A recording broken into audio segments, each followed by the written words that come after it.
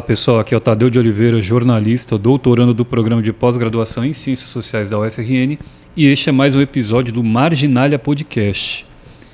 Estamos na série Literatura e Ciência. Esse é o segundo episódio dessa série e vamos discutir bastante aqui sobre literatura e psicanálise. A nossa convidada é Sheila de Azevedo Andrade. Formada em Comunicação Social, tem mestrado e atualmente é doutoranda do Programa de Pós-Graduação em Ciências Sociais da UFRN. Atuou no jornalismo, trabalhando como repórter, editora de jornais e revistas aqui no estado do Rio Grande do Norte. E também em assessoria de comunicação e imprensa em Natal e em Brasília, no Distrito Federal. Em órgãos públicos, privados, sempre relativos à cultura. Durante os 10 anos em que trabalhou no Diário de Natal, jornal clássico aqui da nossa capital, da capital do estado do Rio Grande do Norte, e mais 2 anos no Novo Jornal, manteve uma coluna semanal na qual escrevia críticas e artigos. Publicou em 2012 o ensaio biográfico Navarro, Um Anjo Feito Sereno.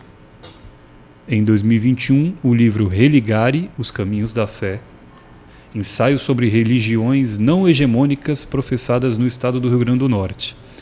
Em 2025, completará 10 anos que decidiu sair da escuta pública, entrevistando suas fontes, para a escuta íntima, ouvindo seus pacientes na clínica psicanalítica. Sheila de Azevedo Andrade. Muito obrigado por aceitar o convite, muito obrigado pela sua presença. Oi, Sheila. Tudo bom, Tadeu?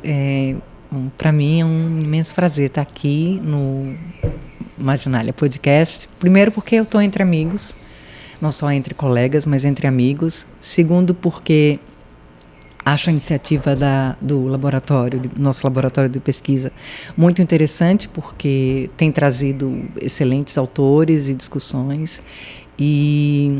Enfim, para mim é um imenso prazer e uma alegria estar aqui com vocês hoje. Espero que a gente bata um papo legal e que seja bom aqui para a gente e que seja bom para quem está nos ouvindo. Com certeza, Sheila, maravilha. Vamos começar nosso bate-papo aqui, a nossa conversa, você falando um pouco sobre essa sua biografia, sua relação de vida mesmo assim, com a psicanálise. Como é que começou isso, Sheila, no seu dia a dia, na sua vida? Assim? Tadeu, eu acho que está tudo muito entrelaçado. Eu queria só fazer uma pequena correção. Eu acho que eu devo ter informado errado para você. Eu passei os 10 anos no Diário de Natal e também os 2 anos no Novo Jornal escrevendo crônicas. Sim, sim. Que é um gênero, literário, um primo pobre da literatura, mas é um gênero, Mas respondendo a sua pergunta, assim, inicialmente eu sempre gostei de escrever.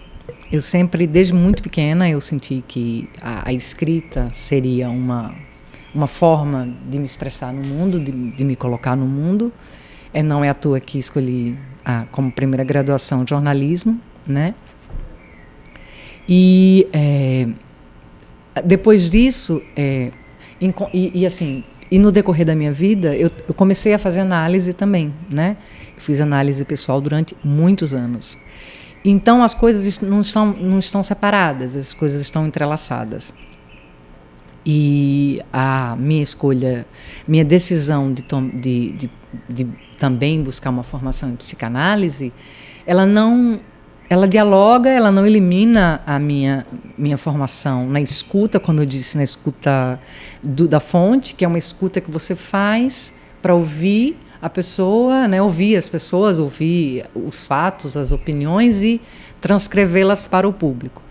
A psicanálise também é um ofício de escuta, porém é uma Sim. escuta da subjetividade humana, É uma escuta íntima, mas também é uma escuta. Então, eu pensei, depois eu fiquei pensando, que interessante, São 2 profissões em que eu preciso ter uma disponibilidade de escuta.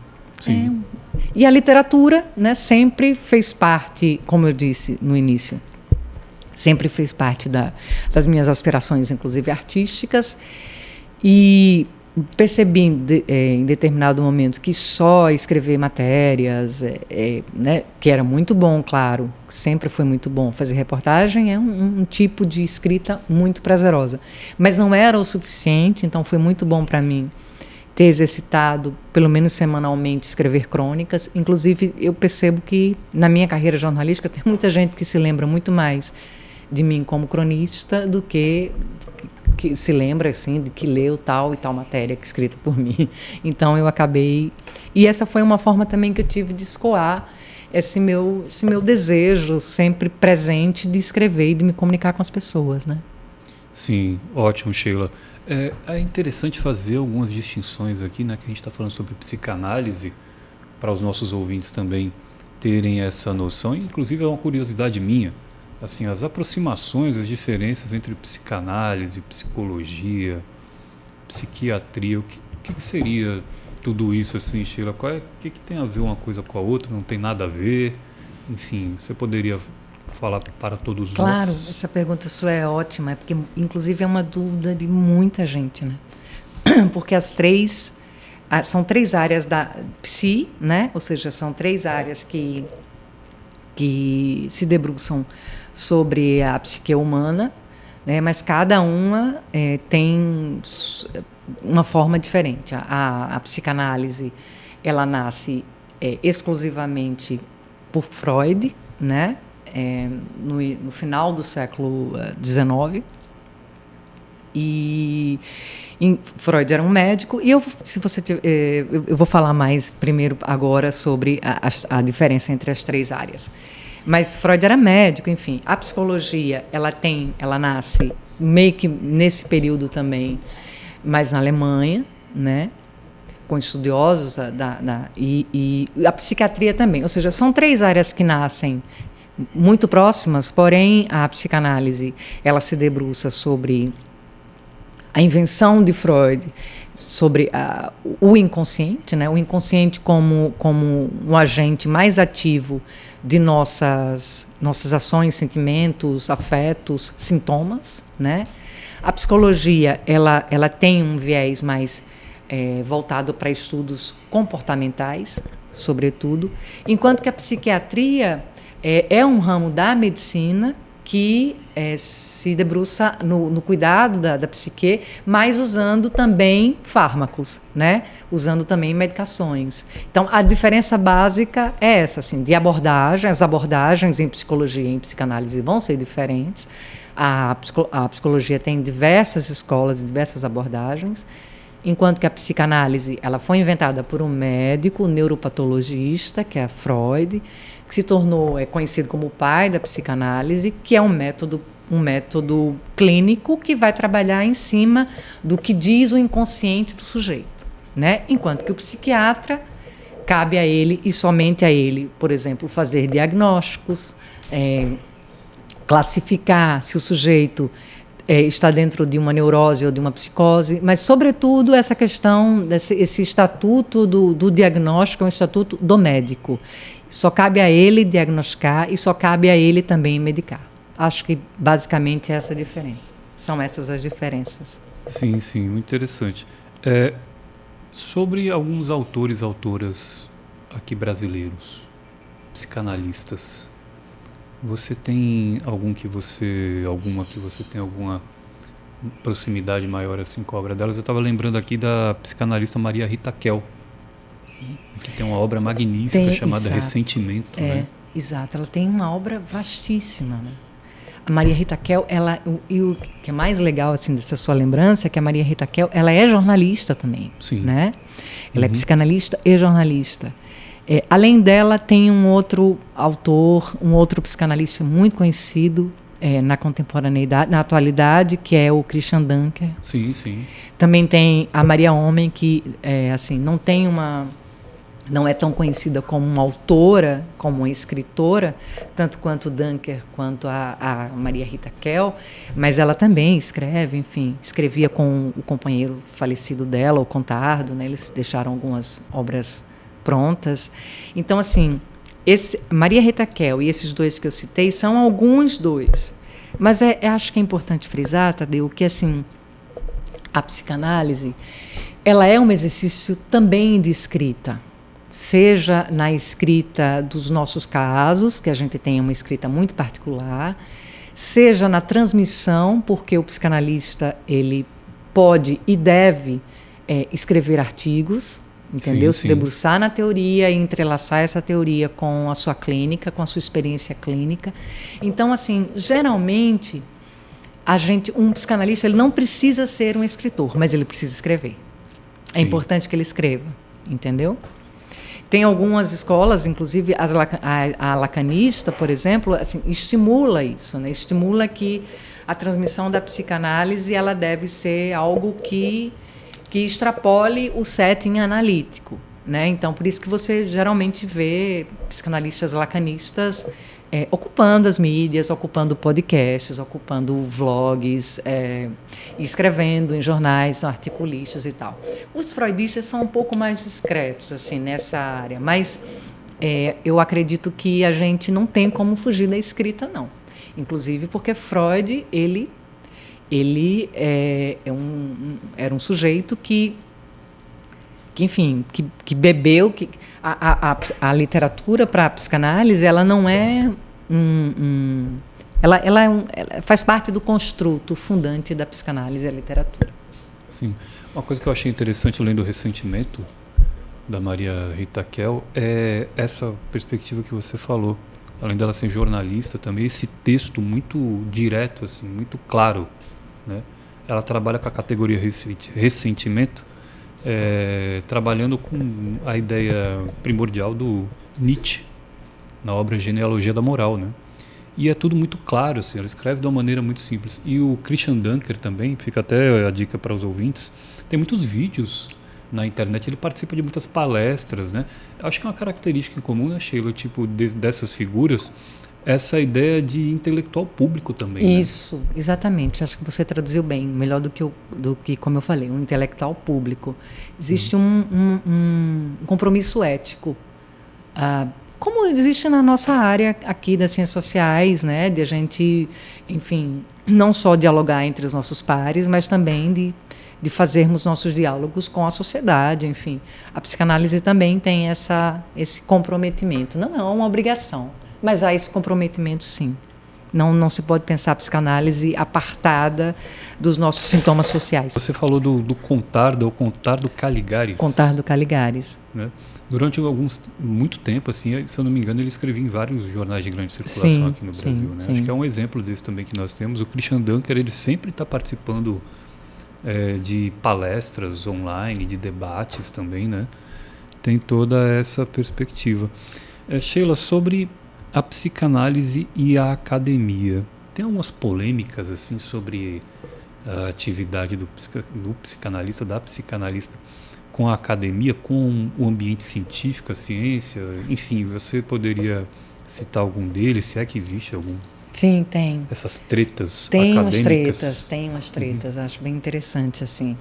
Porque assim, essa treta começa lá no século XIX, quando Freud, que era um médico de laboratório, ele estudava em guias, né? E aí ele vai estudar. Ele fica um pouco insatisfeito com essa ideia de ficar somente num laboratório. Ele era muito cientista, muito certinho, muito, né? Mas ele começou a se inquietar com esse mero exercício.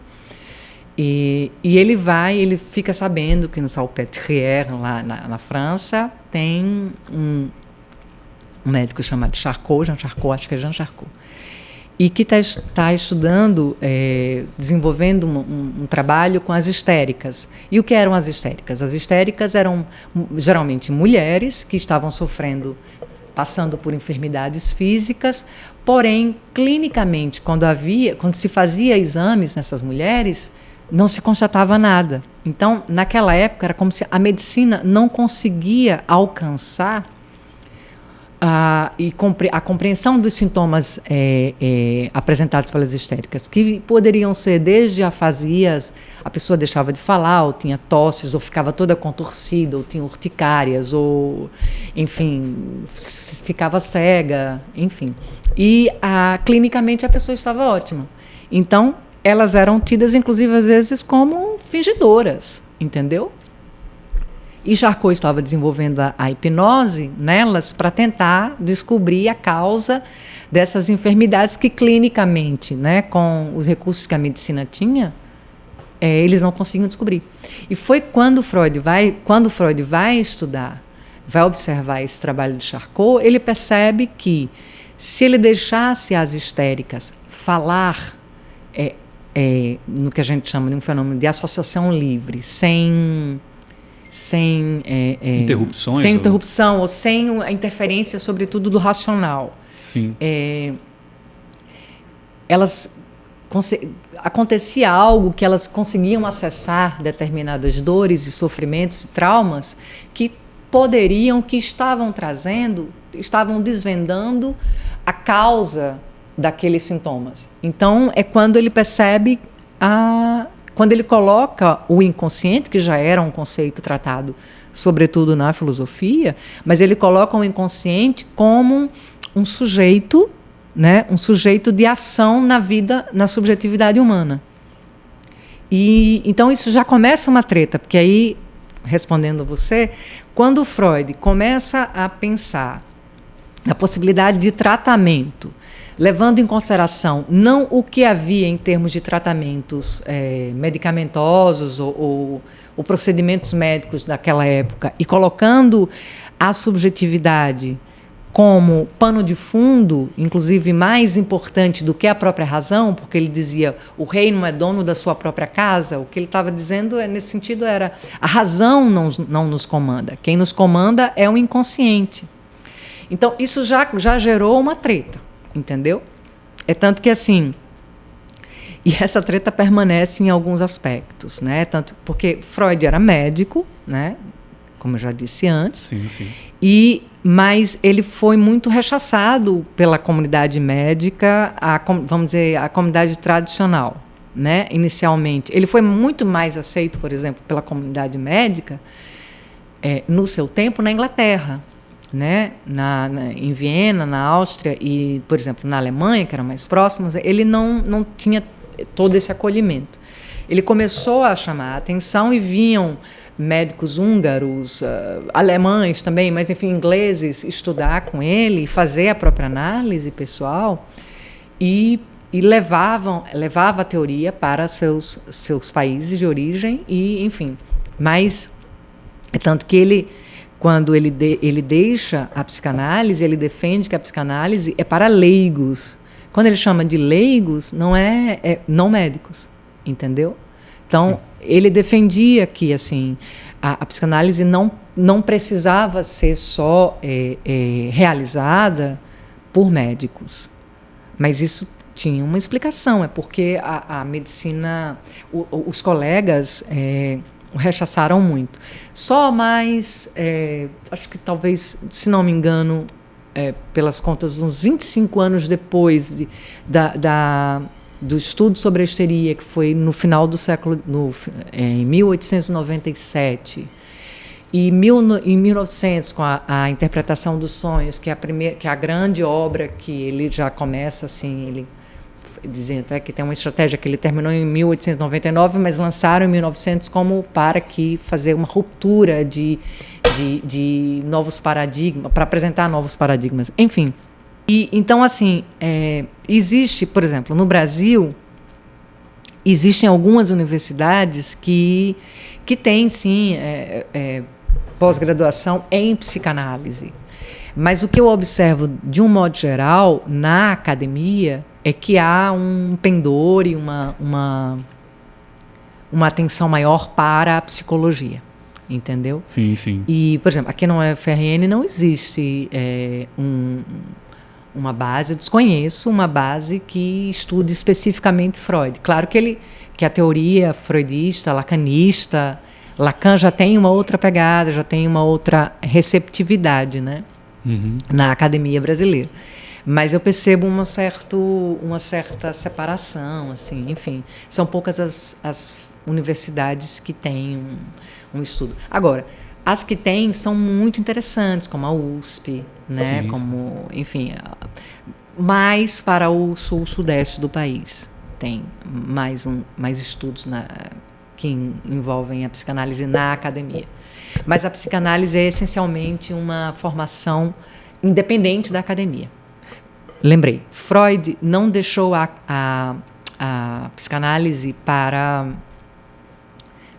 ele nunca permitiu, e até hoje é uma luta da gente, ele não era favorável à regulamentação, por exemplo. Não existe conselho, assim como existe conselho de psicologia. Psicanalistas, eles se implicam e se bancam por si mesmos, pelo seu próprio estudo e pelos seus pares. Sim. Não basta ter um diploma. Você tem que ter toda uma responsabilidade ética para atender alguém, né, em sofrimento psíquico e, enfim.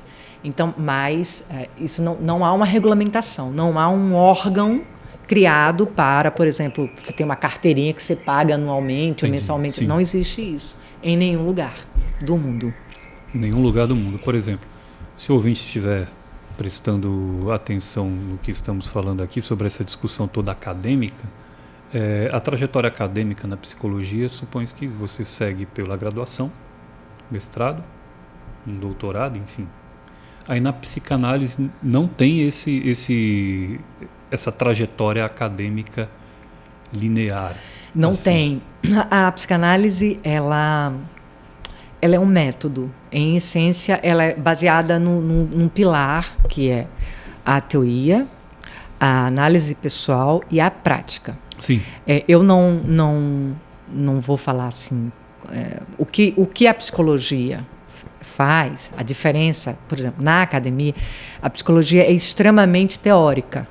Sim. Mas ela não tem uma prática, entendeu? Não tem uma prática como, por exemplo, eu estou falando em termos de graduação. Sim, sim. O sujeito que faz a graduação em psicologia, ele vai ter um cabedal imenso de teoria. Mas, assim, em se tratando de metodologia clínica para atendimento clínico, por exemplo, atendimento individualizado, fatalmente vai precisar fazer um treinamento. Né? É tanto que existem muitos psicólogos que optam por se tornarem psicanalistas, assim como existem psicólogos que vão trabalhar com abordagem terapia cognitivo-comportamental ou gestalterapia, ou, enfim, existem várias. Mas todas elas vão exigir uma experiência clínica que não se tem na universidade, que vai ser preciso adquirir depois, com formação também. Na universidade existem estágios, claro, supervisionados, claro, porém, assim, a psicanálise primeiro você começa a estudar e você não termina nunca mais. Você não para nunca mais. Sim. Esse é um fato. Não estou dizendo que a gente, como cientista social, ou como jornalista, ou como, né, enfim. Mas é uma condição, é uma condicionante estudar. Sim. Então, assim, eu comecei a estudar em 2015 no percurso livre em psicanálise e até hoje, todos os dias eu estudo. Sim. Psicanálise. Então, faz parte de uma decisão pessoal da gente não achar que sabe tudo. Aliás, é muito importante ter essa noção de que a gente não sabe tudo, de que a gente não esgota a teoria. Cada caso é um caso e precisa ser olhado com muito respeito. Não existe uma fórmula pronta, né? A escuta é singular. Você tem uma dor de cabeça, a Elton tem uma dor de cabeça, a Gabi tem uma dor de cabeça. Cada um vai trazer... O sintoma pode ser o mesmo, mas a causa é absolutamente diferente. E aí a abordagem e a estratégia de tratamento vai ser diferente também. Para isso você precisa estudar sempre. Sim, continuar sempre estudando. Para quem tem interesse, assim, Sheila, por exemplo, começar hoje, amanhã, ou depois de amanhã, na psicanálise, por exemplo. Não, achei interessante o podcast, achei interessante a conversa lá da Sheila com o Tadeu e com a turma do Marginalia. Muito bacana, muito interessante. Quero começar a enveredar por esse caminho da psicanálise. O que a pessoa tem que fazer? Tem alguns pré-requisitos básicos, né? Assim, já ter uma graduação, né? Para ter o quê? Eu penso que para ter essa experiência já com textos científicos, né? Com artigos, com autores e tal. Ter uma formação humanística, sim. É fundamental. Ter esse pendor humanista e buscar uma escola de psicanálise que existem algumas Aqui existe um movimento lacanista interessante. Existem professores da universidade, não sei se já se aposentaram, mas tem professores muito interessantes, professoras interessantes aqui na universidade. Eu não gostaria de citar para não ser injusta, certo, mas tudo bem. Na psicologia tem assim, professores, psicólogos que são psicanalistas que têm suas escolas de psicanálise aqui. Tem a escola que eu estudei, que eu participei. Fiz busquei meus primeiros conhecimentos. Então, assim, ou fazer um curso que eu não recomendo online, mas existe, assim, sempre buscar uma instituição séria, que tenha um mínimo de 3 a 4 anos de formação. Não se aprende, não se torna psicanalista em 1 ano, não existe curso, nem diploma por correspondência em psicanálise. Psicanálise é também uma prática. Então, assim, não basta você só estudar a teoria. Se você tiver interesse, eu acho que para quem está nos ouvindo, quiser... Os 5 ensaios sobre a psicanálise do Freud é um texto muito interessante, muito fundante, e dá para qualquer leigo, para qualquer pessoa que não seja necessariamente um estudante ou de psicologia ou que queira enveredar, vai dando uma noção mínima do que é a psicanálise, da representatividade da psicanálise para a nossa contemporaneidade. Mas buscar uma escola é fundamental, e fazer análise pessoal, né? E estudar para sempre. Estudar para sempre. Você está falando, nós estamos conversando aqui sobre essa figura, o Freud, Sigmund Freud. Sigmund Freud. Você falou sobre essa coletânea de livros, essa coleção de livros deles, né? São 5 ensaios.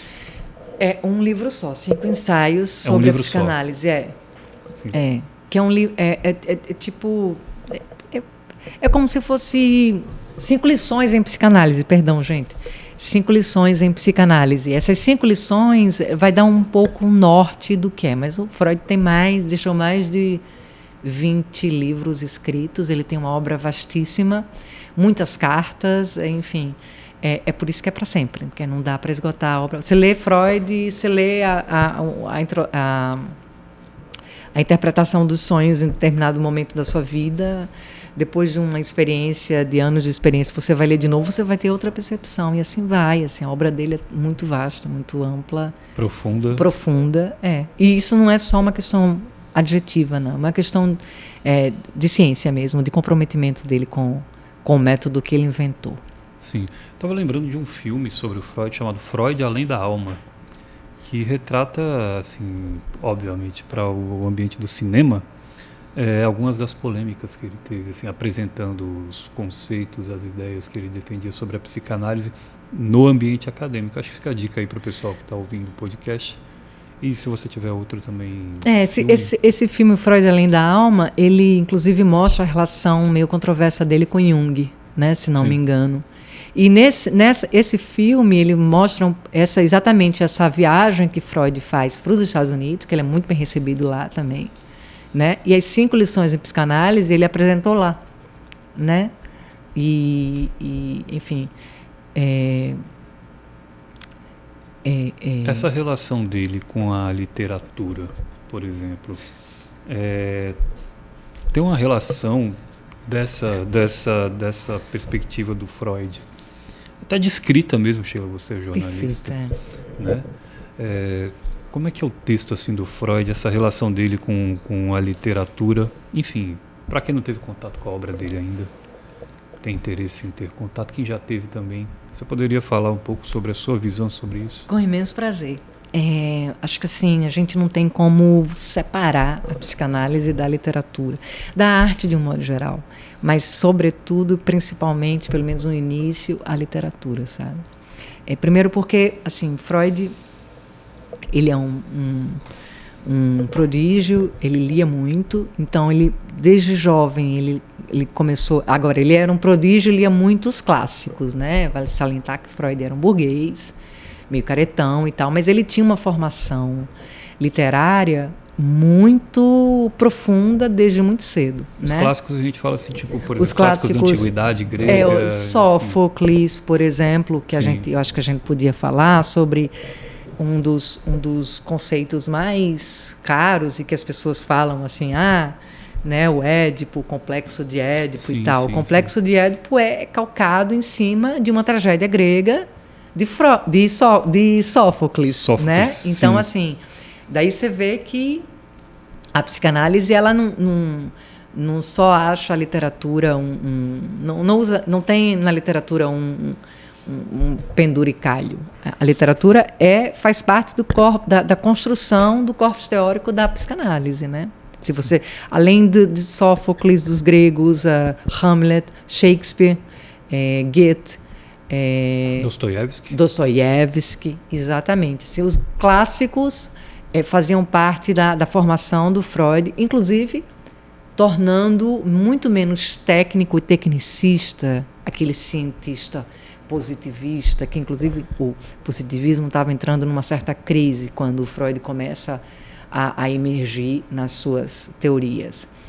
A formação humanística de Freud e as leituras de Freud ajudaram muito ele nessa compreensão do que veio a ser a psicanálise.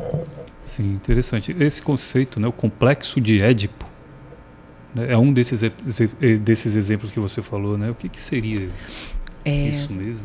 O complexo de Édipo, acho que vocês devem conhecer a história, né, de Édipo, rei, Laio e Jocasta, né? Laio e Jocasta, eles têm um filho, só que vou falar rapidamente a história, né, a tragédia de Sófocles. Laio e Jocasta têm um filho e o oráculo diz para Laio que ele vai ser assassinado pelo próprio filho. Então Laio fica desesperado e pede para essa criança, pede para um servo dele despachar essa criança, porque ele não queria, afinal ele era o rei, ele não queria morrer pelo próprio filho, né? Então o servo fica muito tocado pela criança e não o mata, entrega ele para uma outra pessoa, e essa outra pessoa vai embora para Tebas. E assim Édipo, né? Ele é criado que eu esqueci os pais dele. Ele é criado por outra família e tal. E obviamente ele desconhece esse destino oracular dele, né? Sim. E aí lá em Tebas ele consulta o oráculo e o oráculo diz que ele vai matar o próprio pai e desposar a própria mãe. Sem saber. Édipo, que era filho do rei Laio e da rainha Jocasta. Isso. E aí Édipo, ao saber que ele estava fadado a matar o pai e a mãe, o que é que ele faz? Ele foge de Tebas. Porque ele não queria matar o pai nem desposar a própria mãe. Sim. Ao fugir para Tebas, ele se encontra numa encruzilhada com um grupo de pessoas e tem uma discussão com um cara, um senhor idoso, e nessa discussão ele mata esse senhor idoso, que simplesmente é Laio, o pai dele. Sim. E quando ele chega no reino do pai dele, né, ele não sabia que ele estava matando o próprio pai, tá, gente? Nem Laio. Mas quando ele chega lá, ele consegue desvendar o grande enigma da esfinge, né?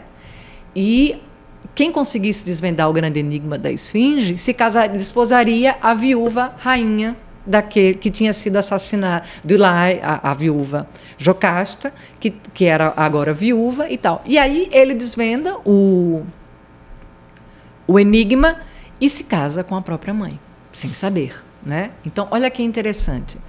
Quando Freud se vale dessa história, né, para complexificar um conceito nuclear das nossas neuroses, né? Então, assim, ele se vale da literatura, da tragédia grega, né, de uma peça escrita, para compreender para explicar, sob uma hipótese, algo que acontece com a gente. Então, o que seria o complexo de Édipo? Não é que o complexo de Édipo está na tragédia de Sófocles. Sim. O que acontece na tragédia de Sófocles é que Édipo mata o próprio pai e se casa com a mãe. Não é isso? A grande tragédia dessa história.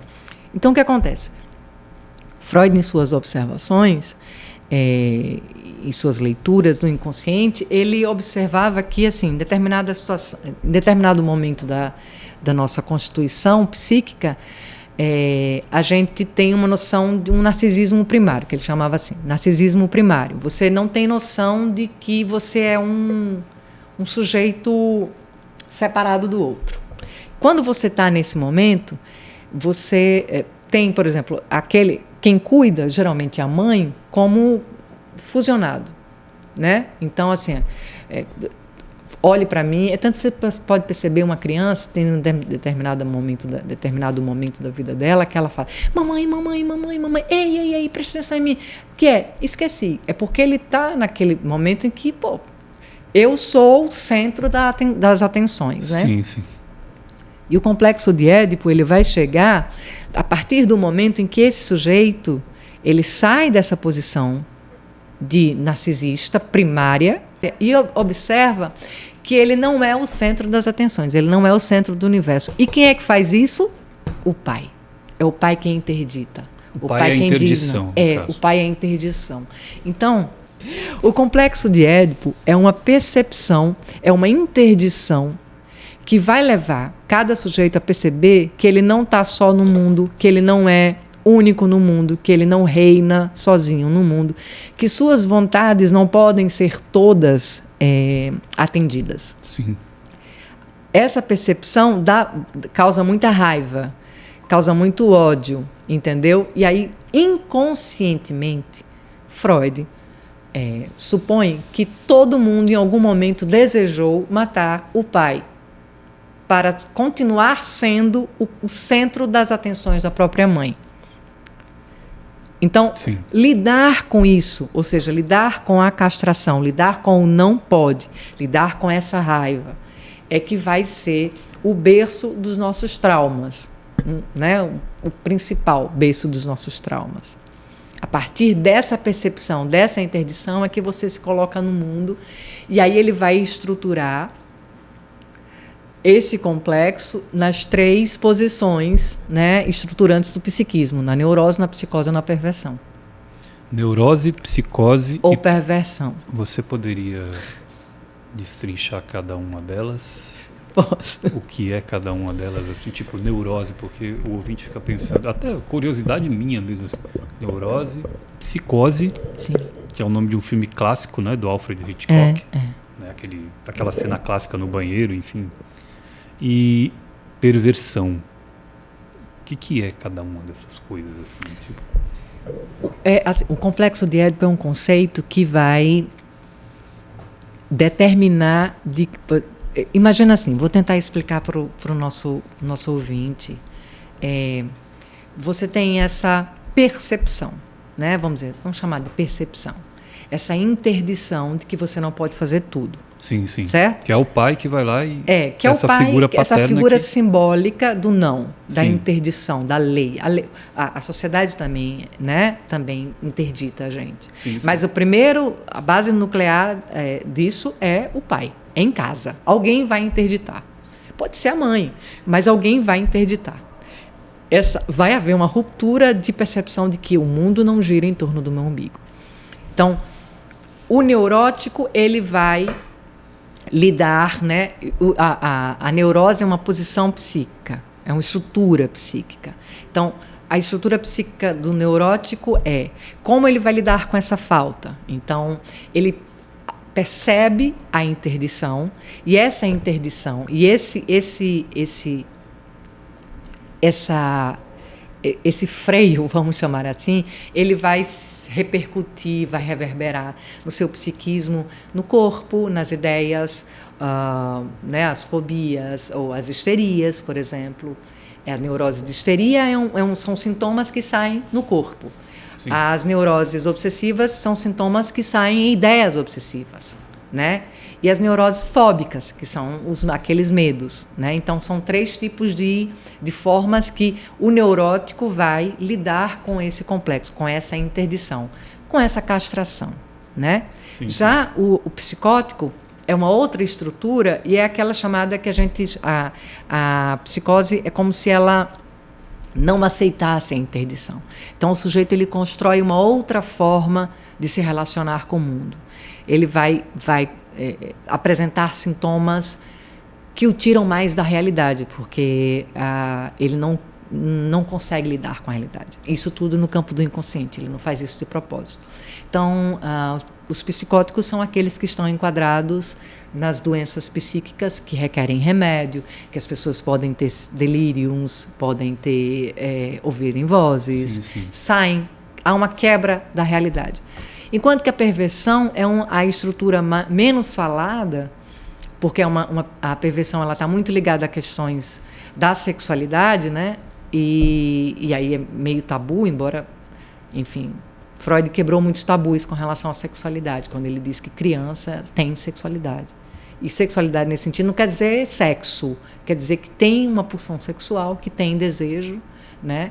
E, enfim, já a perversão, ela subverte a interdição. Ela diz, ok, eu não aceito essa interdição, então eu vou criar uma outra forma de viver no mundo. Então, por exemplo, a gente pode levar tudo isso para a cena erótica. O neurótico aceita a interdição e ele é um sujeito que vai ter uma cena erótica dentro daquela... uma coisa mais clichê, né? O perverso, no caso, a perversão, quando a gente pensa no exercício da fantasia sexual, é um sujeito que, ao invés de querer ficar com uma mulher, prefere um sapato. Entendeu? Enfim. E a cena e o gozo dele, não estou falando do orgasmo, estou falando do gozo, do prazer sexual que ele tem, não é aquele convencional. Né? Não necessariamente. Mas, assim, essa é uma história bem longa, porque beijar na boca é considerado uma perversão, porque nenhum outro animal beija na boca. Né? Então, a princípio, beijar na boca é uma forma de perversão que o humano inventou. E é uma coisa absolutamente aceita, e, enfim, não faz sentido a gente não beijar na boca. Né? Mas, se você olhar para os outros animais, ninguém mais faz isso. Então, conceitualmente, é uma perversão. Sim, sobre ciência e literatura e psicanálise voltada para essa perspectiva da ciência e retomando para a nossa perspectiva, mas todas essas explicações que você deu são muito pertinentes e muito interessantes, assim, né? Quanto mais a gente souber de detalhes sobre a psicanálise, mais interessante é para todos nós aqui. Somente para os ouvintes e para mim também, que eu não tenho tantos detalhes assim, não conheço a fundo da mesma maneira que você, que é um especialista nessa área, né? Sou estudiosa, diferente. Uma estudiosa nessa área, né? Então, Sheila, voltando para essa perspectiva literária, o Freud ele introduz uma espécie de ciência da literatura, é isso? Porque ele coloca a literatura nesse estatuto de fazer parte dessa nova ciência que é a psicanálise. Como Sheila? Eu vou tentar explicar para vocês. Aliás, eu já falei um pouco de como ele pega emprestado. Ele pega emprestado o complexo, porque assim, é como se a história de Édipo, ela acaba dando uma explicação universal, né? Se todos nós, de alguma maneira, vamos lidar com esse complexo. O próprio nome diz, complexo. Sim. Mas, assim, como tem muita gente, pode ser que tem algumas pessoas que digam isso é meio confuso, nada a ver. Uma coisa que eu acho muito cara para a gente falar psicanálise, para a gente entrelaçar psicanálise e literatura, é que Freud, ele sempre escreveu muitíssimo bem. Freud ganhou o prêmio Goethe de literatura pelo conjunto de sua obra, porque, para além de um cientista que teorizou sobre o psiquismo humano, sobre a subjetividade humana, ele escrevia muitíssimo bem. Ele colocava o leitor num patamar de muito respeito. Então, isso foi muito importante para a difusão da obra dele, né? Então, ele era também um escritor. Mas ele dizia, de uma maneira muito humilde, muito generosa, que os poetas, não sei se pronuncia assim, Dichter, os poetas ou criadores ou escritores, eles antecediam a psicanálise. Eles eram capazes de chegar nesse psiquismo, nessa subjetividade, no nosso inconsciente, através das palavras, muito antes da psicanálise. Aliás, muito antes do que qualquer outra ciência. E se quem está ouvindo a gente, todo mundo aqui vai concordar que muitas vezes a gente está lendo um poema ou lendo um romance, um texto de ficção, e você se encontra absolutamente naquela subjetividade. Sim, sim. Né?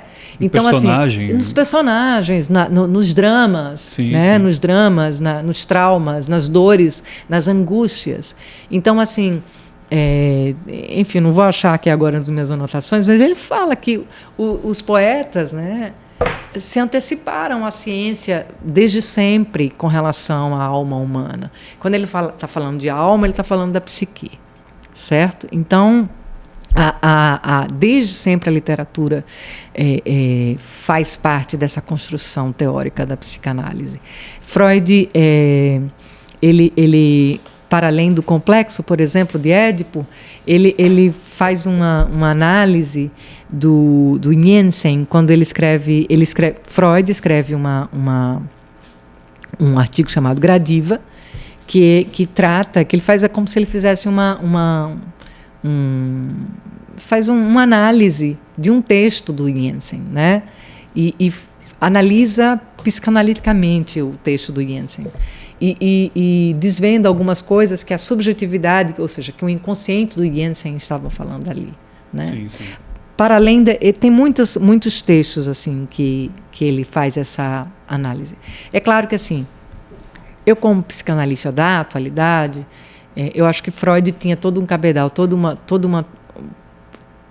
uma propriedade para fazer, digamos, uma análise selvagem, de ler um texto de um escritor famoso e fazer alguma análise sobre o que ele estava dizendo do inconsciente dele. Mas a gente tem que tomar muito cuidado com isso para não praticar uma análise selvagem, né? Que é assim, aquela coisa, alguém traz uma informação e você vai e dá um psicochute bem grande, assim, como psicochute, como se você estivesse desvendando todos os segredos daquela pessoa e tal. E não é bem por aí.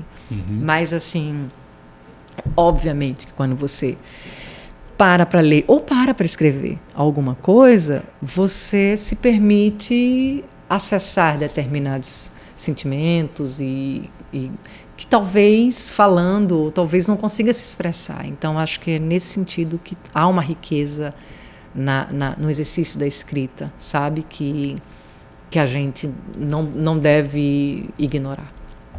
Muito interessante, Sheila, muito interessante, muito pertinente. E seguindo por essa trajetória da escrita, da literatura, nós vamos agora para a nossa dica cultural relacionada ao episódio de hoje. E quem vai passar essa dica para todos nós é a nossa amiga Gabriela Vital, estudante do Bacharelado Interdisciplinar em Humanidades do Instituto Humanitas aqui da UFRN. Gabi já está a postos para passar para todos nós a dica cultural de hoje. Vamos lá, Gabi. Com certeza. Primeiro, gostaria de agradecer a presença, Sheila, muito interessante, muito rico, né? A gente, como eu, pessoalmente, como entusiasta, assim, gosto muito do tema. Psicanálise, para mim, é uma das paixões que eu ainda não desenvolvi, mas pretendo. Então, para mim, está sendo muito prazeroso estar aqui, ouvindo vocês e tudo mais. E, como a gente está falando da literatura, né? Eu resolvi hoje trazer uma literatura que, na atualidade, é uma das literaturas muito importantes, assim, né? Que concorreu e ganhou um prêmio Nobel, que foi A Vegetariana, da autora Han Kang, é uma autora sul-coreana, que fala sobre a história de uma mulher que, em certo momento, tem um sonho com carne e muito sangue. É um sonho que impacta ela profundamente e isso muda a história toda do livro, né? E eu trouxe ele porque eu relacionei muito a questão, o sonho, né, que ela tem, ao estudo dos sonhos de Freud, que, enfim, já é uma bagagem que eu tenho, né?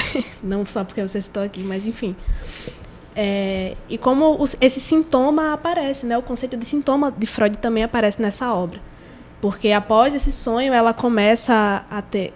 Até aparece em certo momento da história a presença de uma mancha mongólica, né? Que aparece nela e tudo mais, enfim. É uma obra que, lendo pela ótica psicanalista, né, se torna uma leitura muito interessante assim, para análise. É perfeitamente coerente. E como a gente estava conversando, né, inclusive antes da gente começar o podcast, toda leitura ela pode ser vista pelas óticas da psicanálise, né? Isso é muito interessante. Mas foi essa, A Vegetariana de Han Kang. Perfeito, essa é Ótimo. uma dica muito boa mesmo. A gente pode colocar a protagonista, a personagem da vegetariana numa posição assim, histérica, né? Porque os sintomas dela afloram pela via do corpo, né? Sem dar muito spoiler, mas assim... E também, assim, a forma como a personagem vai mergulhando nessa, digamos, aversão a comer, até mesmo numa posição psicótica. Sim. Mas leiam o livro. Maravilha, ótimo livro, ótima indicação, valeu, Gabi, brigadão mesmo. Sheila já explicou até qual seria a categoria que a personagem está inserida. Ela seria... A princípio, ela está apresentando um sintoma histérico, né? Porque ela vai emagrecendo, ela não quer comer, enfim, né? Ela se fecha, a princípio. Mas a gente pode pensar, assim, é melhor as pessoas lerem o livro e tal, mas a forma como as coisas vão se conduzindo, assim, talvez a personagem esteja desenvolvendo ali um surto psicótico. Sim, sim. Interessante, muito interessante. Fica a dica para todo mundo que está escutando o podcast. Sheila, já partindo para o encerramento do nosso episódio, essa ótima conversa que tivemos hoje aqui, quais os desafios da psicanálise, da atividade de psicanalista? Quais os desafios, quais também, digamos assim, quais são as coisas que fazem, por exemplo, seguir por esse caminho de estudo permanente? A motivação, os desafios e a motivação para seguir pelo caminho da psicanálise. Toda essa pergunta é maravilhosamente profunda. Talvez eu não consiga ter uma resposta exata, clara, sobre... ou satisfatória para você ou para quem está nos ouvindo, para Elton, para Gabi, mas assim, a inquietação da psicanálise, eu acho que tanto para quem faz a escuta quanto para quem está falando, eu acho que é tentar se colocar no mundo com menos sofrimento, ou encontrar uma espécie de equilíbrio psíquico, entendeu? Sim. E equilíbrio psíquico não quer dizer necessariamente ficar bom ou curado de tudo, mas aprender a lidar com as dificuldades da vida. Freud tem uma obra muito vasta e dentro dessa vastidão ele fala do mal-estar na civilização, né? E esse mal-estar é exatamente essa noção de que a vida às vezes é bem difícil, né? A gente tem os impedimentos da natureza, a gente tem a decrepitude do corpo inevitável, né? Quem vive mais vai ter um privilégio de viver mais, mas vai envelhecer, não tem como. Sim, os impactos sociais, econômicos. Isso, e além das interdições sociais, econômicas, a gente vive num país absolutamente desigual, né? Então, isso tudo nos faz orbitar na grande pergunta, assim, qual é o sentido da vida? O que é que eu estou fazendo aqui? Para onde eu vou? Né? Então, a psicanálise é uma prática, é um exercício de escuta para fazer o sujeito ficar menos triste ou menos infeliz com as suas escolhas, com o seu caminho e quando tiver sem encontrar sentido, que possa compreender e acolher esse momento para aproveitar bastante quando encontra sentido na vida. Acho que a psicanálise é um pouco isso, basicamente. Certo, Sheila. Sheila de Azevedo Andrade, muito obrigado pela sua participação aqui no Marginália Podcast. Ótimo episódio, ótima discussão. Muito obrigado, viu, Sheila? Eu que agradeço, gente. Vocês me deixaram muito relaxada. Obrigada. Eu quero vir mais vezes. Venha. Você já está convidada para outros episódios, outros temas. Com certeza você estará presente. Obrigadão, Sheila. Quero agradecer também a toda a equipe que torna possível aqui o Marginália Podcast, a Gabriela Vital, o Elton Clístenes, a Maria Luísa França Malu, a Gabriela Espíndola, estudantes do Bacharelado Interdisciplinar em Humanidades da UFRN, do Instituto Humanitas da UFRN, professor Alex Galeno, que é o coordenador desse projeto de extensão, Marginalia Podcast. Muito obrigado a todos vocês. O Elton também, que é do mestrado da pós-graduação em Ciências Sociais da UFRN, né? Sempre presentes, sempre prontos para contribuir para essa divulgação científica, educacional que fazemos aqui, porque é um projeto também que serve para essa perspectiva educacional, científica, enfim. Muito obrigado a todos os ouvintes. Curtam, comentem e compartilhem o episódio no Spotify. É só pesquisar lá Marginalia UFRN. No YouTube também, Marginalia UFRN. E muito obrigado também à Rádio Universitária da Universidade Federal do Rio Grande do Norte, nossa grande parceira que veicula nossos episódios. Muito obrigado a todos e até o próximo episódio.